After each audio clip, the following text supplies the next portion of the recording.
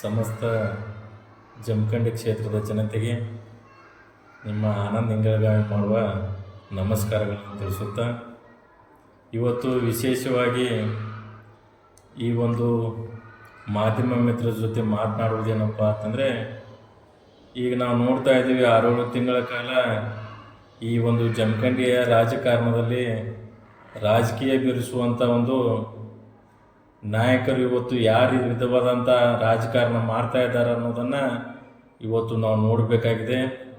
ನಾನು ಹೇಳ್ತಾ ಇದ್ದೀನಿ, ಇವತ್ತು ಸನ್ಮಾನ್ಯ ಶ್ರೀ ಜಗದೀಶ್ ಗುಡಗುಂಟಿ ಶಾಸಕರು ಇವತ್ತು ಅವರು ರಾಜಕೀಯ ಕುಟುಂಬದಿಂದಲೂ ಬಂದಂಥವರಲ್ಲ, ಅವರು ರಾಜಕೀಯ ಹಿನ್ನೆಲೆದವರು ಅಲ್ಲ.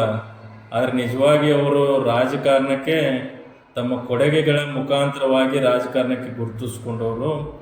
ಆದರೆ ಇವತ್ತು ವಿರೋಧ ಮಾಡ್ತಿರುವಂಥ ಮಾಜಿ ಶಾಸಕರಿಗೆ ನಾನೊಂದು ಪ್ರಶ್ನೆ ಮಾಡ್ತೀನಿ. ನೀವು ಏನಾದರೂ ರಾಜಕಾರಣಕ್ಕೆ ನಿಮ್ಮ ಕೊಡುಗೆ ಏನಾದರೂ ವೈಯಕ್ತಿಕವಾಗಿ ಕೊಟ್ಟಿದ್ರೆ ಅದನ್ನು ಜನರ ಮುಂದೆ ಇವತ್ತು ಸಾಬೀತುಪಡಿಸಿ. ನೀವು ಏನೋ ಕಾಂಗ್ರೆಸ್ ಪಕ್ಷದ ವೋಟ್ ಬ್ಯಾಂಕನ್ನು ಇಟ್ಕೊಂಡು ಇವತ್ತು ನೀವು ರಾಜಕಾರಣ ಮಾಡ್ತಾಯಿದ್ದೀರಿ.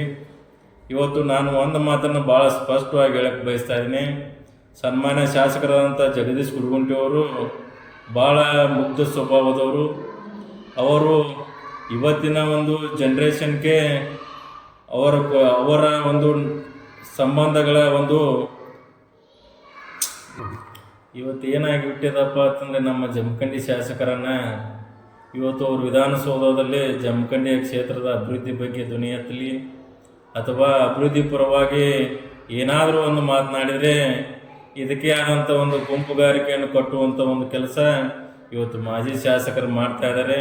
ಅವರ ಉದ್ದೇಶ ಏನಪ್ಪ ಅಂತಂದರೆ, ಇದ್ದಂಥ ಶಾಸಕರನ್ನು ಯಾವುದೋ ರೀತಿಯಾಗಿ ತೇಜೋದಯ ಮಾಡುವಂಥ ಒಂದು ಕೆಲಸ ಇವತ್ತು ಮಾನ್ಯ ಮಾಜಿ ಶಾಸಕರು ಮಾಡ್ತಾಯಿದ್ದು. ನಾನು ಅವರಿಗೊಂದು ಮನವಿ ಮಾಡ್ಕೊಳ್ತಾ ಇದ್ದೀನಿ. ನೀವು ಮೊನ್ನೆ ಒಂದು ಕಾರ್ಯಕ್ರಮದಲ್ಲಿ ನಾನು ಕೂಡ ನೋಡಿದೆ. ಯಾಕಂದರೆ ಆ ಒಂದು ಕವಾಲಿ ಕಾರ್ಯಕ್ರಮದಲ್ಲಿ ನೀವು ಒಂದು ಮಾತು ಹೇಳಿದ್ರಿ, ಆ ಭಗವಂತನನ್ನೇ ಕವಾಲಿ ಮುಖಾಂತರ ಇಲ್ಲಿ ಭಗವಂತನನ್ನೇ ನೋಡ್ಬೋದು ಅಂತ ಒಂದು ಮಾತನ್ನು ಹೇಳಿದ್ರಿ. ಆದರೆ ನಾನು ಸ್ಪಷ್ಟವಾಗಿ ಆನಂದ್ ನ್ಯಾಮಗೌಡರಿಗೆ ಒಂದು ಮಾತನ್ನು ಹೇಳಕ್ಕೆ ಬಯಸ್ತಾ ಇದ್ದೀನಿ. ಇವತ್ತು ಹಿಂದಿನ ಇತಿಹಾಸ ತೆಗೆದು ನೋಡ್ರಿ. ಇವತ್ತು ಶಿಸ್ನಾಳ ಶರೀಫ್ ಅಜ್ಜನ್ನು ಹಿಡ್ಕೊಂಡು ಯಾರೇ ಸಂತರಾದರೂ ಕೂಡ ಕೀರ್ತನೆ ಮತ್ತು ಭಜನೆ ಮುಖಾಂತರ ದೇವರನ್ನು ಕಂಡಿದ್ದಾರೆ ಹೊರತು ನಿಮ್ಮ ಈ ಕವಾಲಿ ಮುಖಾಂತರ ಯಾವತ್ತೂ ಕೂಡ ದೇವರನ್ನು ಕಾಣುವಂಥ ಕೆಲಸ ಆಗಿಲ್ಲ. ಅಂಥ ಕೆಲಸ ಏನಾದರೂ ಆಗಬೇಕಾದ್ರೆ ಅದು ನಿಮ್ಮ ಪ್ರಯತ್ನದಿಂದಲೇ ಆಗಬೇಕು ಅನ್ನೋದನ್ನು ಕೂಡ ನಾನಿಲ್ಲಿ ಭಾಳ ಸ್ಪಷ್ಟವಾಗಿ ಹೇಳಕ್ಕೆ ಬಯಸ್ತಾ ಇದ್ದೀನಿ. ರಾಜಕಾರಣ ಅನ್ನೋದು ಇದು ನೇರ ರಾಜಕಾರಣ ಆಗಿರಬೇಕು ಹೊರತು ಯಾವುದೋ ಗುಂಪುಗಾರಿಕೆ ಕಟ್ಟಿ ಒಂದು ಸಮುದಾಯಗಳ ನಡುವೆ ಒಡಕನ್ನು ಉಂಟು ಮಾಡುವಂಥ ಒಂದು ಕೆಲಸ ಇವತ್ತು ಮಾಜಿ ಶಾಸಕರು ನೀವು ಮಾಡ್ತಾ ಇದ್ದೀರಿ. ನಿಮಗೆ ನಾವು ಒಂದು ಮನವಿ ಮಾಡ್ಕೊಳ್ತಾ ಇದ್ದೀನಿ. ಅಭಿವೃದ್ಧಿ ವಿಚಾರದಲ್ಲಿ ಯಾವತ್ತೂ ಕೂಡ ತಾರತಮ್ಯ ಮಾಡದೆ ಇವತ್ತು ನಿಮ್ಮದೇ ಸರ್ಕಾರ ಇದೆ. ಇವತ್ತು ನೀವು ಹೆಚ್ಚಿನ ಅನುದಾನ ತರುವಂಥ ರೀತಿ ಒಳಗೆ ಸನ್ಮಾನ್ಯ ಶ್ರೀ ಜಗದೀಶ್ ಗುಡಗುಂಟಿ ಅವರಿಗೆ ಸಾಥ್ ಕೊಡುವಂಥ ಒಂದು ಕೆಲಸ ಮಾಡಿರಿ. ಅದನ್ನು ಬಿಟ್ಟು ಅವರನ್ನು ತೇಜೋದಯ ಮಾಡುವಂಥ ಒಂದು ಕೆಲಸ ಮಾಡಿ ನಿಮ್ಮನ್ನು ಕೂಡ ಒಂದು ಸಣ್ಣತನದ ವಿಚಾರಕ್ಕೆ ಒಯ್ಯುವಂಥ ಒಂದು ಕೆಲಸ ನೀವು ಮಾಡ್ತಾ ಇದ್ದೀರಿ. ದಯಮಾಡಿ ಜಮಖಂಡಿ ಕ್ಷೇತ್ರದ ಅಭಿವೃದ್ಧಿ ಹತ್ತಿರ ಇವತ್ತು ನಾವು ಕೂಡ ನಮ್ಮ ಜೊತೆ ಎಲ್ಲರೂ ಒಟ್ಟಾಗಿ ಜಮಖಂಡಿ ಅಭಿವೃದ್ಧಿಗೆ ನಾವು ಶ್ರಮಿಸೋಣ. ಯಾಕಂದರೆ ಜಮಖಂಡಿಯಪ್ಪ ಅಂತಂದರೆ ಪಟವರ್ಧನ್ ರಾಜರ ಆಡಳಿತ ಹೊಂದಿದಂಥ ಒಂದು ನಗರ. ವಿಶೇಷವಾಗಿ ಆ ಶ್ರೀರಾಮನೇ ನಡೆದು ಹೋದಂಥ ಈ ಒಂದು ನಗರದಲ್ಲಿ ಯಾವತ್ತಿಗೂ ಕೂಡ ಈ ಕವಾಲಿ ಅಂತದಕ್ಕೆ ಸ್ಥಳ ಇಲ್ಲೇ ಇಲ್ಲ. ಇಲ್ಲಿ ಏನಾದರೂ ಜಮಖಂಡಿ ನಗರದಲ್ಲಿದ್ದರೆ ಅದು ಕೀರ್ತನೆ ಭಜನೆಗೆ ಮಾತ್ರ ಜಾಗ ಇದೆ ಅನ್ನೋದನ್ನು ಭಾಳ ಸ್ಪಷ್ಟವಾಗಿ ನಾನು ಇಲ್ಲಿ ಹೇಳಕ್ಕೆ ಬಯಸ್ತಾ ಇದ್ದೀನಿ. ಇದೇ ರೀತಿ ನೀವೇನಾದರೂ ಅನ್ಯ ಕೋಮಿನವರ ಜೊತೆ ಒಂದು ಧರ್ಮದ ಜೊತೆ ಜಾತಿನ ಜೊತೆ ನೀವೇನಾದರೂ ಒಡಕು ಬೀರುವಂಥ ಒಂದು ಕೆಲಸ ಮಾಡಿದರೆ ಇವತ್ತು ನಾವು ಇದನ್ನು ನೇರವಾಗಿ ಖಂಡಿಸ್ತೀವಿ.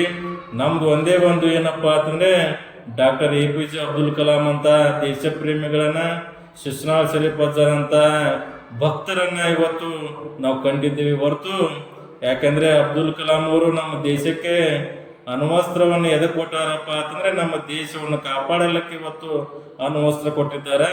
ಆದರೆ ಈಗಿನ ಪರಿಸ್ಥಿತಿ ಹೇಗಾಗಿದೆಯಪ್ಪ ಅಂತಂದರೆ, ನಮ್ಮ ದೇಶದ ಅನ್ನ ನಮ್ಮ ದೇಶದ ನೀರನ್ನು ಕುಡಿದು ಇವತ್ತು ನಮ್ಮ ದೇಶಕ್ಕೆ ಬಾಂಬ್ ಇಡುವಂತ ವ್ಯವಸ್ಥೆ ಇವತ್ತು ಬೆಳೆದು ಬಂದಿದ್ದಾರೆ. ಅಂಥವ್ರನ್ನ ಖಡಾಖಂಡಿತವಾಗಿ ವಿರೋಧಿಸುವಂತ ಒಂದು ಕೆಲಸ ನಾವು ಮಾಡೇ ಮಾಡ್ತೀವಿ.